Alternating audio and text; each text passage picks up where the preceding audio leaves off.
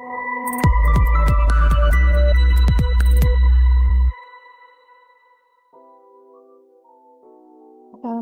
warahmatullahi wabarakatuh. Halo semua. Dalam video ini aku akan mendemonstrasikan implementasi sistem ERP menggunakan Odoo sebagai bagian dari uji profisiensi yang diselenggarakan oleh Universitas Bina Sarana Informatika bersama Jidoka Sistem Indonesia. Nah, sebelum masuk ke implementasinya, aku mau bahas sedikit tentang apa itu ERP. Nah, ERP ini singkatan dari Enterprise Resource Planning yang dapat didefinisikan sebagai sebuah sistem perangkat lunak yang dirancang untuk mengintegrasikan dan mengotomatisasi berbagai proses bisnis dalam suatu perusahaan. ERP sendiri memungkinkan perusahaan untuk mengelola sumber daya mereka secara lebih efisien dengan menyatukan berbagai fungsi seperti keuangan, sumber daya manusia, produksi, logistik, pemasaran, dan manajemen rantai pasok ke dalam satu platform yang terpusat. Nah, salah satu solusi ERP yang semakin populer hingga saat ini itu adalah Odoo. Nah, apa sih itu Odoo? Odoo merupakan solusi software yang fleksibel dan efisien untuk meningkatkan operasional bisnis di berbagai industri. Dengan beragam modul yang dapat disesuaikan, Odoo memudahkan bisnis dalam mengelola aspek penting seperti penjualan, RM, akuntansi, manufaktur, human resource, inventaris, dan lain sebagainya secara terintegrasi. Nah, mungkin langsung saja kita ke implementasinya. Nah, di sini aku memakai Odoo versi 18 ya. Dalam simulasi ini aku menggunakan 4 modul utama di Odoo, yaitu penjualan, pembelian, stok persediaan, dan akuntansi. Nah, modul penjualan itu digunakan untuk menangani proses pemesanan dari pelanggan, sedangkan modul pembelian itu digunakan untuk melakukan pembelian stok dari pemasok, modul persediaan untuk mengelola ketersediaan barang secara efisiensi, dan modul akuntansi untuk melihat laporan keuangannya. Aku akan menunjukkan bagaimana implementasi modul penjualan, pembelian, stok persediaan, dan akuntansi di Odoo dapat membantu proses bisnis di sebuah perusahaan. Aku akan menggunakan studi kasus dari perusahaan fiktif bernama Living Mart yang menjual produk kebutuhan rumah tangga seperti beras dan kebutuhan pokok lainnya. Nah, baik, kita langsung aja mulai untuk membuat penawaran hingga proses pengiriman barang dan pembuatan invoice-nya. Pertama, kita ke modul stok persediaan terlebih dahulu.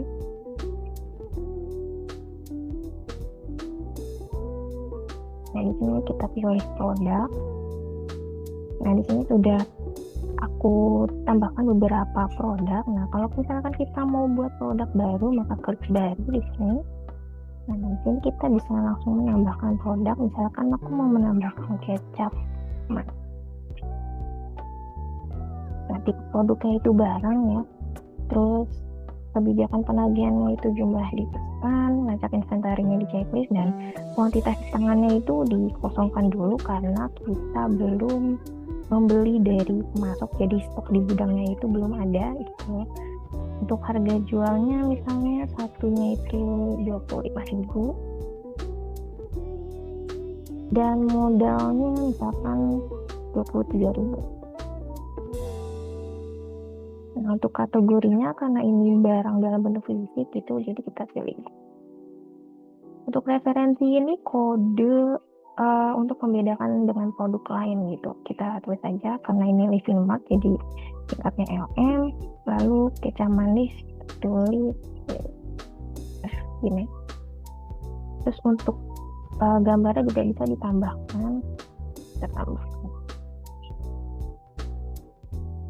Nah, sudah, lalu kita simpan.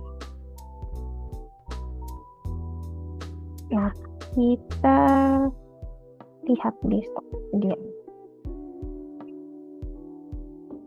Nah, ini sudah tampil di sini. Lalu kita coba melakukan penjualan. Kita buat penawaran baru. Misalkan kita pakai Tuti Handayani untuk pelanggannya ya. Nah, misalkan si Tuti ini mau membeli produk dari kita, misalkan kita manis, lalu kita tambahkan lagi misalkan beras medium. Di sini untuk kuantitasnya itu jumlah barang yang ingin dipesan. Misalkan Tuti ini mau memesan sebanyak 4 buah kecap dan mau membeli sebanyak 2 buah beras. Nah, di sini terlihat perbedaan. Yang ini warnanya merah itu karena stok di gudang habis, kosong, atau kurang dari jumlah yang dipesannya. Sedangkan yang biru ini berarti stoknya di gudang itu tersedia. Jadi untuk kecap itu kita melakukan pembelian dulu ke pemasok. Karena perusahaan Livin Mart ini tidak menghasilkan produknya sendiri, tidak membuat produknya sendiri, maka kita harus melakukan pembelian. Kecuali ketika perusahaannya itu memproduksi barangnya sendiri, maka bisa pakai modul produksi. Tapi karena kita tidak membuat produknya sendiri, maka ke modul pembelian. Kita beli dari pemasok. Lalu kita tambah baru, nah kita pilih pemasoknya. Misalkan PT Sumber Pangan Nusantara. Nah, kita mau membeli produk tadi kecap manis. Nah, kita tambah di sini misalkan 20 buah dengan harga satuannya 23.000 dan jumlahnya sebanyak 460 ya. Setelah ini kita mengatur deadline ordernya. Misalkan tanggal 2 ya deadline-nya. Kedatangan yang diharapkan juga tanggal 2 misalkan. Nah, lalu kita konfirmasi order. Sudah, lalu kita klik terima dan klik validasi. Nah, selesai. Kita coba cek untuk stok persediaan kecap. Apakah sudah bertambah atau belum? Nah, sudah. Ini sudah tersedia 20 stoknya. Lalu kita balik lagi untuk ke penjualan yang tadi. Nah, ini. Nah, di sini sudah berubah menjadi biru. Lalu kita baru bisa melakukan penjualan. Caranya klik konfirmasi. Dan lalu buat fakturnya atau no invoice-nya. Nah, seperti ini. Lalu kita konfirmasi lagi. Nah, sini sudah terlihat ya, no invoice-nya, terus fakturnya kan, terus kita klik bayar. Klik payment. Dan sudah berhasil dibayarkan. Sekarang kita coba lihat di modul akuntansi, kita cek laporan keuangannya. Nah, ini sudah terlihat jumlah pendapatannya. Terus bisa juga untuk dilihat laporan laba dan ruginya. Nah, mungkin segitu saja video dari aku. Semoga bermanfaat.